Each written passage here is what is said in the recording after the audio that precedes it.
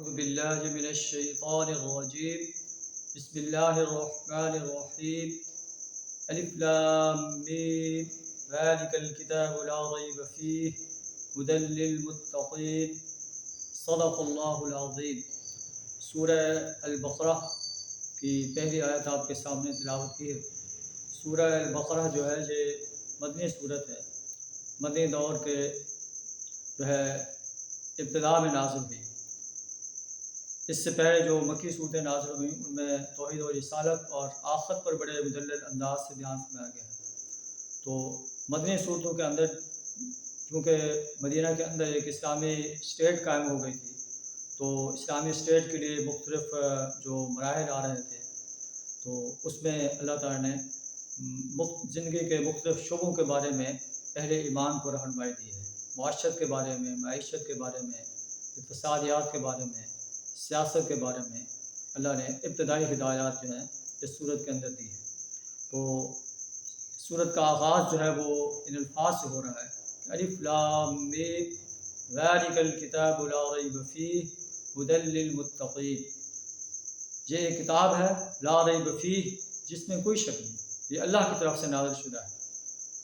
ھدی للمتقین، جو متقی انسانوں کے لیے ہدایت ہے۔ تو سورہ الف لام میم سجدہ میں بیان فرمایا گیا کہ تنزیل الکتاب لا ریب فیہ من رب العالمین، یہ کتاب اللہ کی طرف سے نازل شدہ ہے، اس میں کوئی شک نہیں۔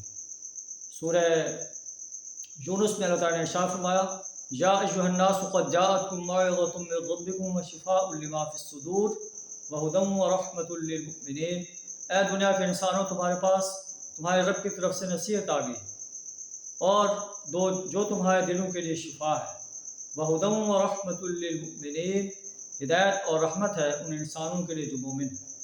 قل بفضل اللہ وبرحمتہ فبذلک فلیفرحوا، اے نبی صلی اللہ علیہ وسلم آپ کہہ دیجئے کہ اللہ کے فضل اور اس کی رحمت پر جو ہے تم خوشیاں مناؤ۔ هو خیر مما یجمعون، یہ کتاب، اس میں ہدایات جو ہیں وہ ان چیزوں سے بہتر ہیں جو تم جمع کر رہے ہو، یعنی مال و دولت جمع کرنے سے اور دوسری مختلف اشیاء جمع کرنے سے اللہ کا قرآن جو ہے تمہارے لیے رحمت بن کر نازل ہوا ہے، تمہارے لیے ہدایت بن کر نازل ہوا ہے، تمہارے دلوں کے لیے شفا ہے۔ تو آئیے اس کتاب ہدایت کو جو ہے سمجھ کر پڑھیں، عمل کریں، اس کی دعوت پر عمل کریں، انسانیت کو اس کی دعوت پیش کریں، اور قرآن جو نظام دیتا ہے اس نظام کو اس سرزمین پر قائم کرنے کے لیے اپنا کردار ادا کریں۔ ہو سکتا ہے کہ ہمارا یہ عمل اللہ کے دربار میں قبول ہو جائے اور ہماری نجات کا ذریعہ بن جائے۔ وآخر دعوانا الحمد للہ رب العالمین۔